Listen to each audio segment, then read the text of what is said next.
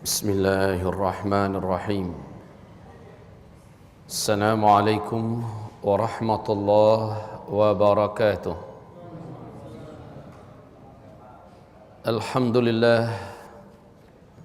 والصلاة والسلام على رسول الله صلى الله عليه وسلم اللهم لا سهل إلا ما جعلته سهلا وأنت تجعل الحزن إذا شئت سهلا رب اشرح لي صدري ويسر لي أمري واحلل عقدة من لساني يفقه قولي قال الله سبحانه وتعالى يا أيها الذين آمنوا اتقوا الله حق تقاته ولا تموتن إلا وأنتم مسلمون وقال سبحانه وتعالى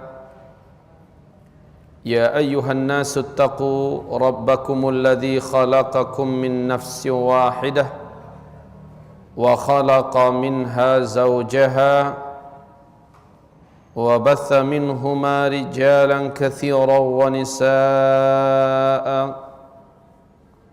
واتقوا الله الذي تساءلون به والأرحام إن الله كان عليكم رقيبا وقال سبحانه وتعالى يا أيها الذين آمنوا اتقوا الله وقولوا قولا سديدا يصلح لكم أعمالكم ويغفر لكم ذنوبكم ومن يطع الله ورسوله فقد فاز فوزا عظيما اللهم ارحمنا بالقرآن وقال النبي صلى الله عليه وسلم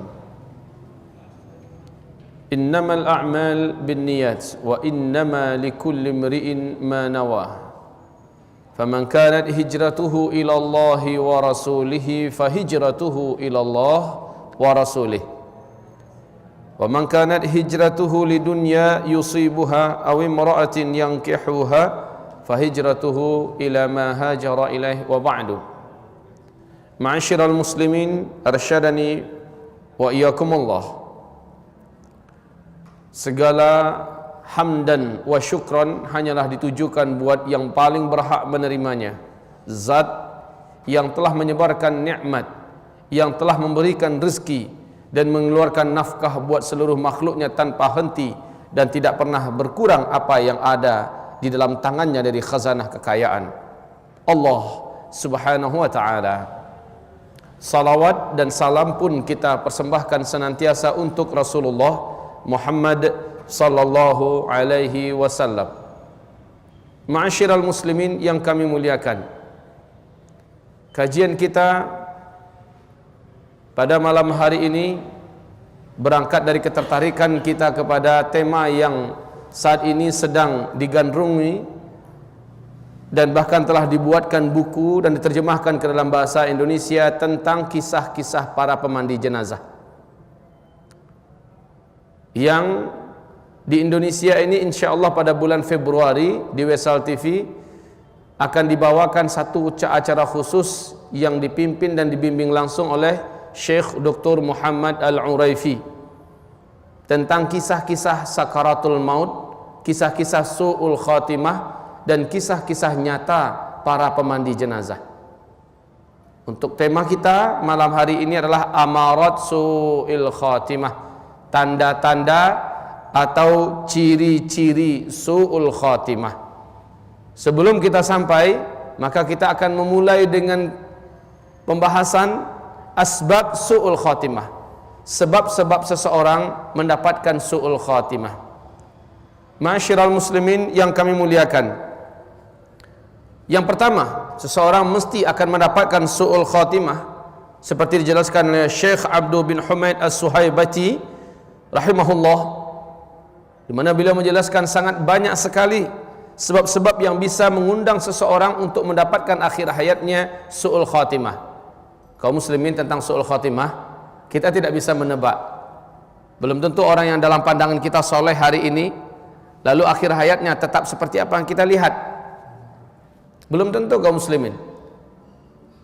Di Kabupaten 50 kota di Sumatera Barat, tempat kami berdomisili, Pak, ada seorang ustadz di bulan Ramadan yang memberikan kajiannya 1 bulan Ramadan berpindah-pindah masjid. Temanya, jangan berputus asa dari rahmat Allah. Subhanallah, selepas Ramadan, Maha Suci Allah dan kita berlindung kepada Allah dari segala keburukan syaitan yang telah berhasil memperdaya sang ustadz ini. 2 minggu setelah Ramadan berlalu, ustadz ini tidak ditemukan. Sebelumnya seminggu setelah Ramadan berlalu, sang ustadz banyak termenung. Nampak sekali tatapannya kosong. Pas 2 minggunya, beliau tidak ditemukan. Istrinya tidak nampak, anaknya juga tidak ada di rumah. Pintunya tertutup rapat. Dihubungi, dikontak-kontak ke nomor HP-nya, tidak ada yang mengangkat. Aneh. Setiap orang-orang lewat di muka rumahnya tercium bau yang busuk. Maka penasaran penduduk sekitar pun akhirnya secara paksa mendobrak pintu sang ustadz, pintu rumah sang ustadz. Masuk ke kamarnya, apa yang disaksikan? Sang ustadz telah ditemukan mati gantung diri dalam kamarnya. Ustadz loh.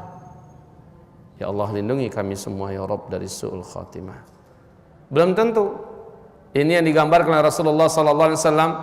Ada orang yang seumur hidupnya mengamalkan amalan ahli surga, sehingga jarak antara dirinya dan surga hanya tinggal sejengkal saja lagi. Tertulis di Lauhul Mahfuz bahwa dia adalah penghuni neraka, dan ternyata benar.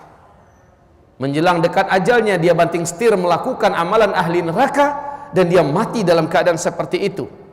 Su'ul khatimah, dia masuk neraka. Ma'asyiral muslimin, sebagaimana kita sampaikan kepada jamaah semua, belum tentu orang yang hari ini mungkin diumpat, dicaci, dimaki oleh banyak manusia karena kebiadabannya, karena keengkarannya, karena kejahatan dan maksiat yang dilakukannya, belum tentu orang itu akan mati nanti dalam keadaan su'ul khatimah.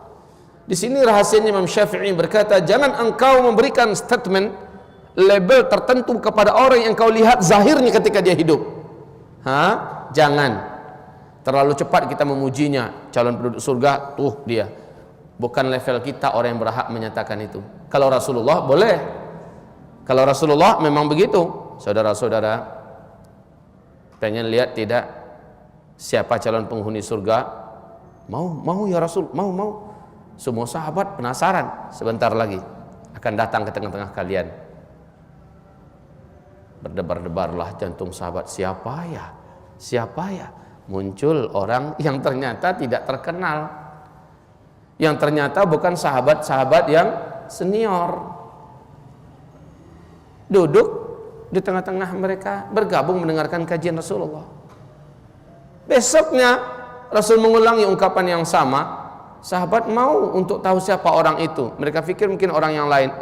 Ternyata masih orang yang itu juga kemarin. Hari ketiga juga begitu. Anas bin Malik penasaran, minta izin pada si bapak itu, Om, izinkan saya tinggal di rumah Om barang 3 hari. Silakan, kata si bapak. Maka Anas bin Malik yang masih kecil nginap di sana. Dia perhatikan, apa sih istimewanya orang ini? Enggak ada, ibadahnya biasa-biasa aja. Kayak sahabat-sahabat yang lain, malah kerenan ibadah sahabat-sahabat yang lain daripada yang ini. Apa sih? Gitu. Nah, intinya kaum muslimin, Rasulullah mengatakan ini ahli surga, itu memang ada otoritas yang diberikan oleh Allah kepadanya. Tapi orang sekarang enggak boleh. Makanya Imam Syafi'i rahimahullah mengatakan, jangan sesekali engkau menunjuk seseorang bahwa ini ahli neraka hanya karena amalan dia adalah amalan ahli neraka ketika dia masih hidup.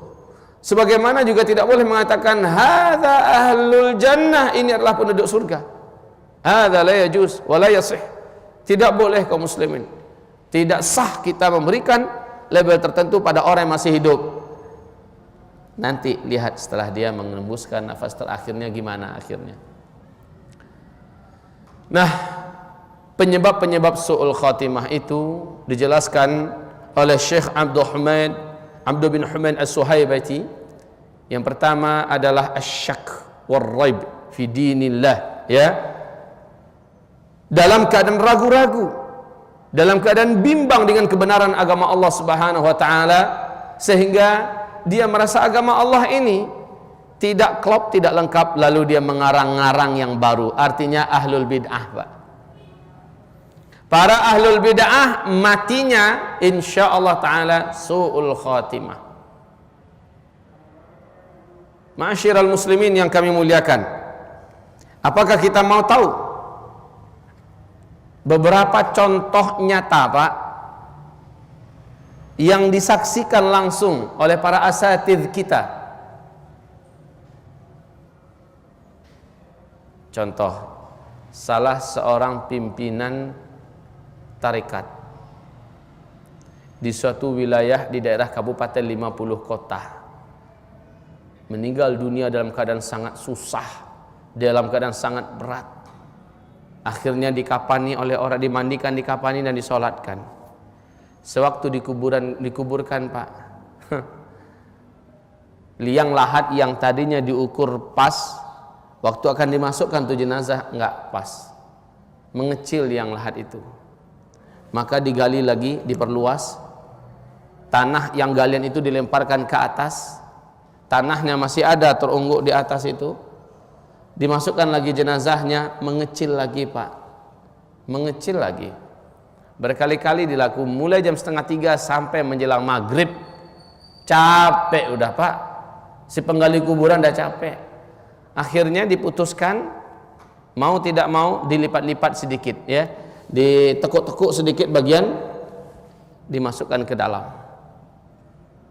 lalu dikasih papannya. Semua yang hadir ketika itu mendengar seolah-olah bagaikan ular piton yang sedang melilit mangsanya. Kedengar bunyi tulang yang berderak-derak, kerak kerak kerak.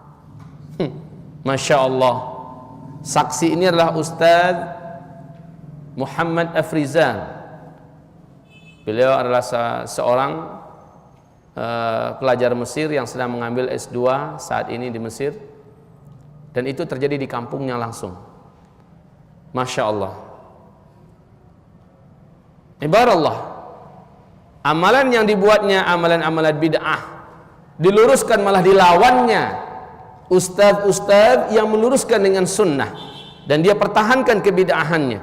Maka orang yang macam ini beda, ya, antara ahlul bid'ah dengan mubtadi', itu beda. Ahlul bid'ah biasanya disebutkan untuk orang-orang yang hanya sekedar menjadi murid atau pengikut. Tapi mubtadi' orang yang merancang, yang membuat amalan-amalan bid'ah. Dan bid'ah itu ada dua, bid'ah aqadiyah dan bid'ah amaliyah. Kalau bid'ah aqadiyah murtad orang ini, kalau bid'ah amaliyah dia hanya mendapatkan dosa besar tapi dia masih seorang muslim.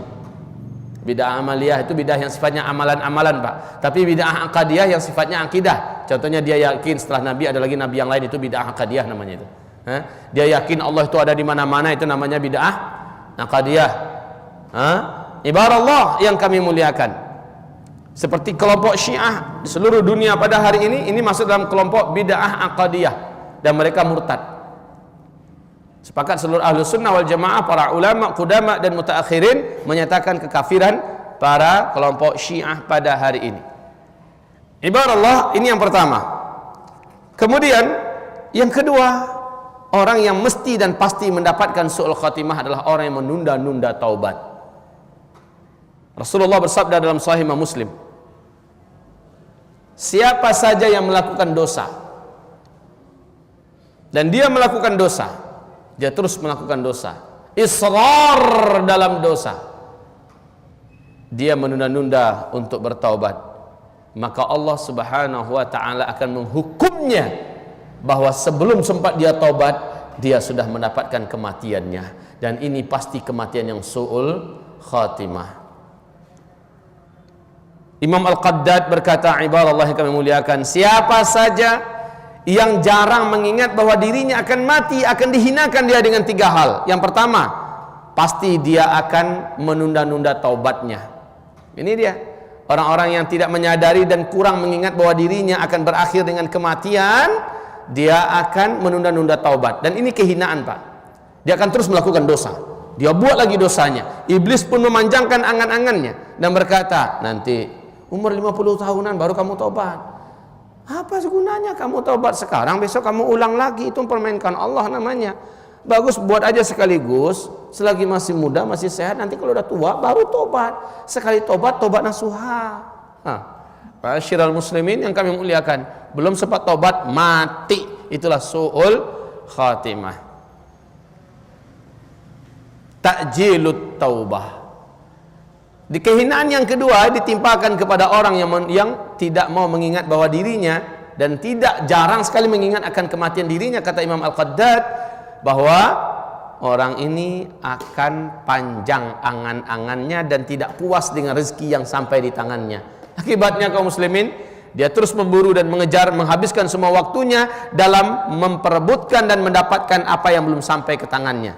Obsesinya selalu dunia, cita-citanya selalu dunia. Dan yang ketiga, orang ini mesti malas beribadah, dan ini kehinaan seluruhnya. Orang-orang yang berat dan malas mengingat bahwa dirinya akan mati, dia juga akan malas melaksanakan ibadah. Selanjutnya, penyebab ketiga su'ul khatimah yaitu tulul amal. Syekh Az-Zandani dalam kitab Zahiratu Dha'fil Iman, fenomena melemahnya iman, beliau berkata, iman seseorang mesti melemah jika yang ada di dalam hatinya adalah dunia, dan dia terus terobsesi untuk memburu dunia. Panjang angan-angannya, dia mesti punya rumah, rumahnya mesti seperti ini, rumahnya harus posisinya di daerah anu. Kalau sudah punya rumah, kalau bisa dia nanti harus punya villa. Kemudian dia harus punya tanah di daerah anu. Kemudian dia kalau bisa nanti anak-anaknya tamat kuliah di anu, lalu kerja di anu. Dia pasang target, dia buat tahun sekian saya harus sudah punya ini, tahun sekian harus punya ini, tahun sekian harus punya ini. La haula wala quwwata illa billah. Tulul amal. Sehingga apa yang difirmankan oleh Allah, alhaakumut takatsur hatta zurtumul maqabir kalla saufa ta'lamun. Kamu telah lalai dalam memperbanyak-banyak dunia. Kamu telah habiskan waktumu dalam memperbanyak-banyak dunia. Orang yang macam ini, Pak, su'ul khatimah, insyaallah. Saya ketemu seorang nenek-nenek di Mesir dalam usia 92 tahun, Pak. Udah peot-peot, kempot-kempot. Nenek-nenek ini ternyata di masa mudanya ditayangkan di TV ini. Masa mudanya cantik, bahenol, pipinya berisi penuh, menarik, menawan. Di usia 92 tahun udah kempot-kempot.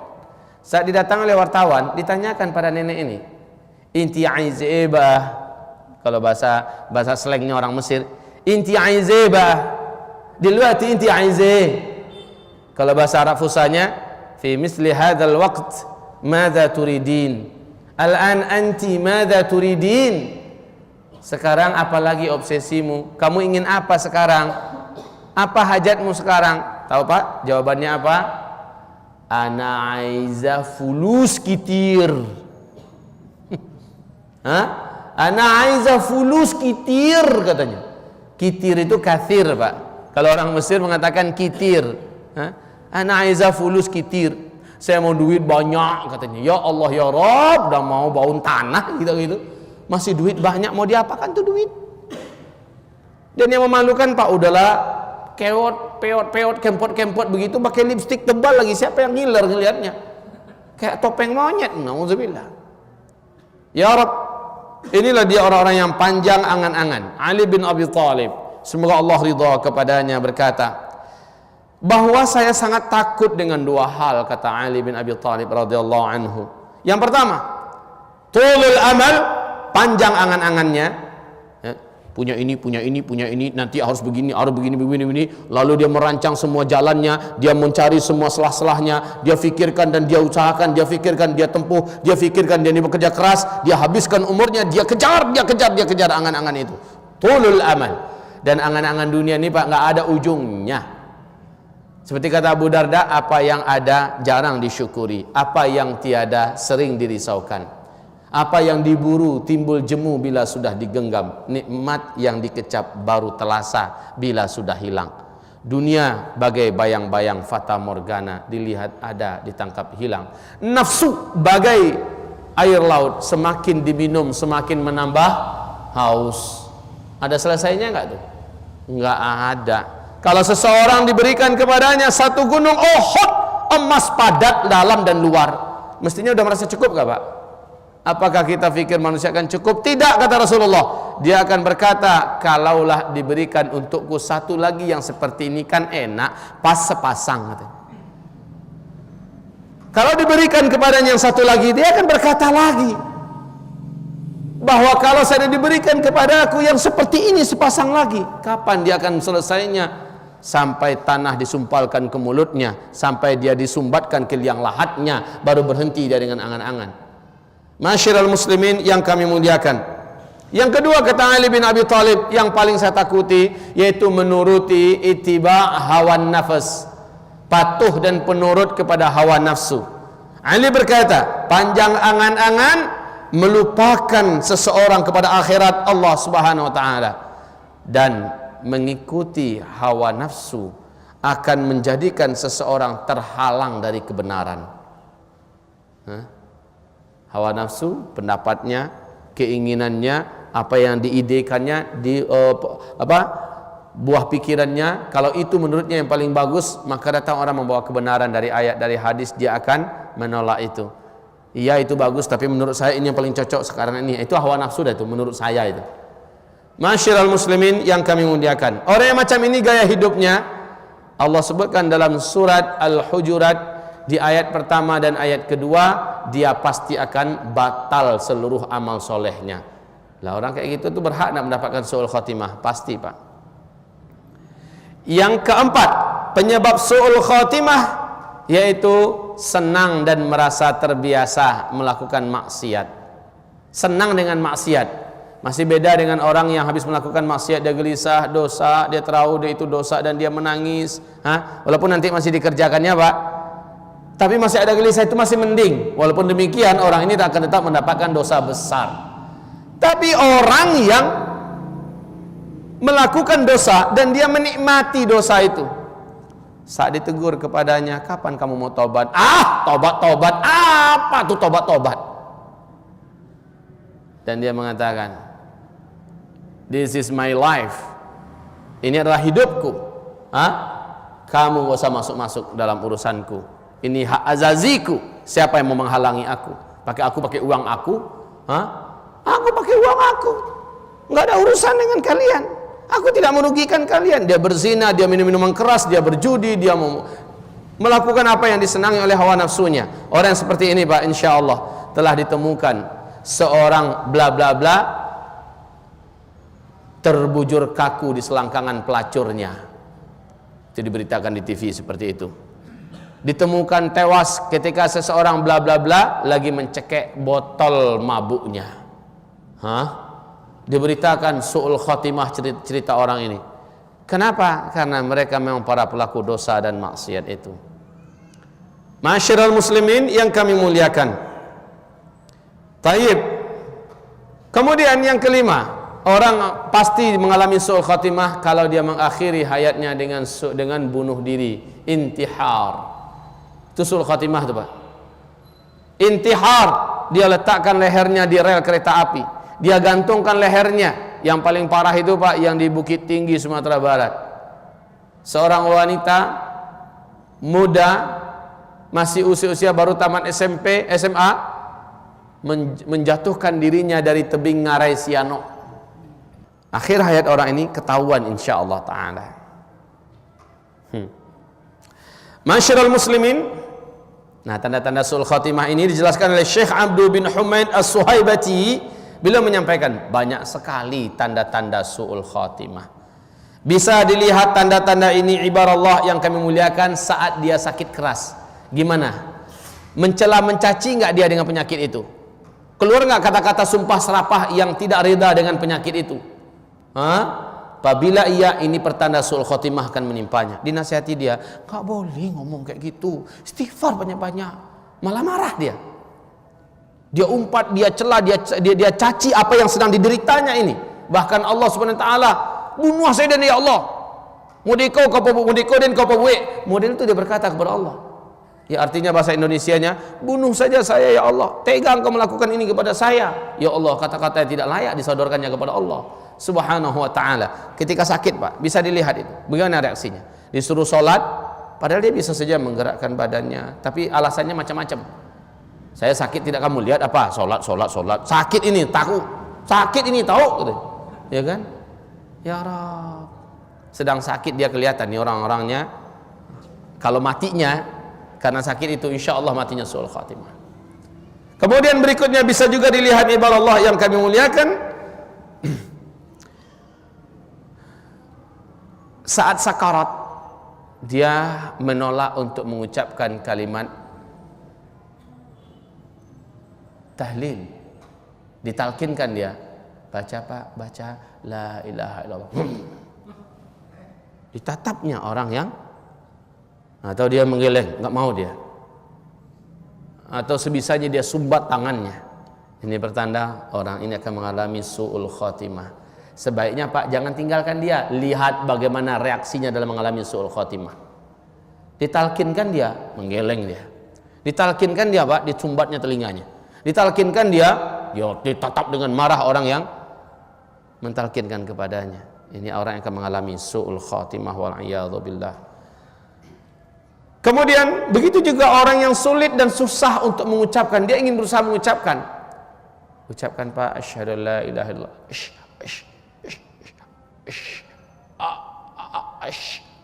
Udah itu. Sebuah pertanda itu Pak.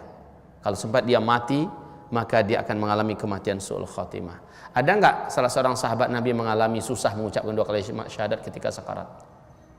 Ada enggak? Masih ingat?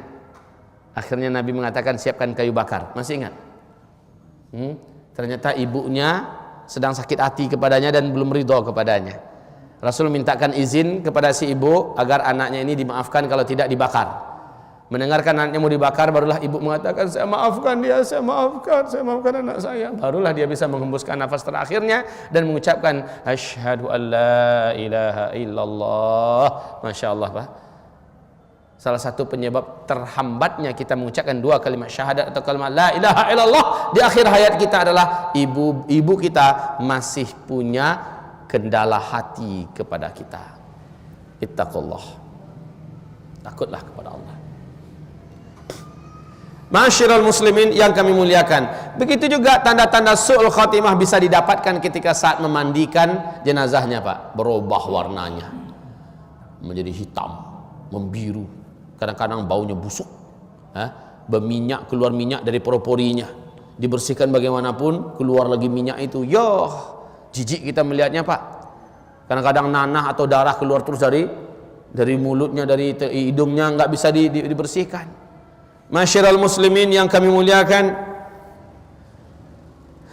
dan begitu juga tanda-tanda su'ul khatimah ditandai dengan bagaimana ketika mengangkat jenazah orang ini dan melihat kondisi jenazahnya. Ada yang kondisi jenazahnya kaum muslimin berulat, atau ada yang diangkat sangat berat, atau ada yang dimasukkan ke liang lahat seperti guru tarekat tadi, ya, nggak masuk Pak, nggak masuk. Yang unik, dan ini kisah nyata, dan ini terjadi di kota Payakumbuh, Sumatera Barat, dan langsung di depan kedua biji mata saya. Seorang lelaki yang meninggal dalam keadaan candu minuman keras, mati dalam keadaan seperti itu. Singkatnya, setelah dimandikan, dikapani, lalu setelah disolatkan oleh anaknya, kita antarkan ke pemakamannya Pak. Pas dimasukkan, baru mau diletakkan di liang lahatnya, seluruh kami berteriak. Kenapa seekor ular hitam besar Pak berjalan di sela-sela kaki orang banyak menuju ke arah lubang kuburan itu? Biasanya ular kalau ada orang lari enggak? Ini malah jalan di sela-sela kaki orang, nyantai banget dia jalan Pak. Bukan ular kecil segini, enggak. Kaum muslimin, jalan ular hitam itu. ya, di sebelah kaki orang, dan langsung masukkan dirinya ke dalam, langsung menunggu di liang lahat. Bapak tahu respon daripada orang-orang yang sudah mau meletakkan jenazah itu tadi? Bahasa orang Padang langsung diambuang ke dalam. Ketakutan kaum muslimin, langsung dilemparkannya ke dalam, langsung susun papanya, tok tok tok tok tok, naik ke atas, mereka ke atas. Yang lain geleng-geleng kepala, ya Allah, ya Allah, ya Allah. Masya Allah nih kaum muslimin. Makanya kisah-kisah para pemandi jenazah, Pak, itu menarik kalau seandainya memang di live kan. Kalau memang betul-betul jadi diputar di Wesal TV, ini indah sekali, Pak. Ini akan bisa memicu semangat kita untuk berhati-hati mendapatkan su'ul khatimah. Nah, ini diantara tanda su'ul khatimah itu begitu, ibarallah, ma'asyiral muslimin yang kami muliakan. Ada juga yang terlihat setelah si mayit dimakamkan. Ada aja tanda-tandanya, kuburannya beginilah terjadi, ya. Kemudian macam-macam ibarallah, ma'asyiral muslimin yang kami muliakan. Nah, hamba-hamba Allah, inna nas'alullah ta'ala al-afiyah min su'il khatimah lana wa lakum jami'an, wa nastaghfiruka ya Allah wa natubu ilaik, wa billahi taufiq wal hidayah. Subhanakallahumma wa bihamdika asyhadu an la ilaha illa anta astaghfiruka wa atubu ilaik. Assalamualaikum warahmatullahi wabarakatuh.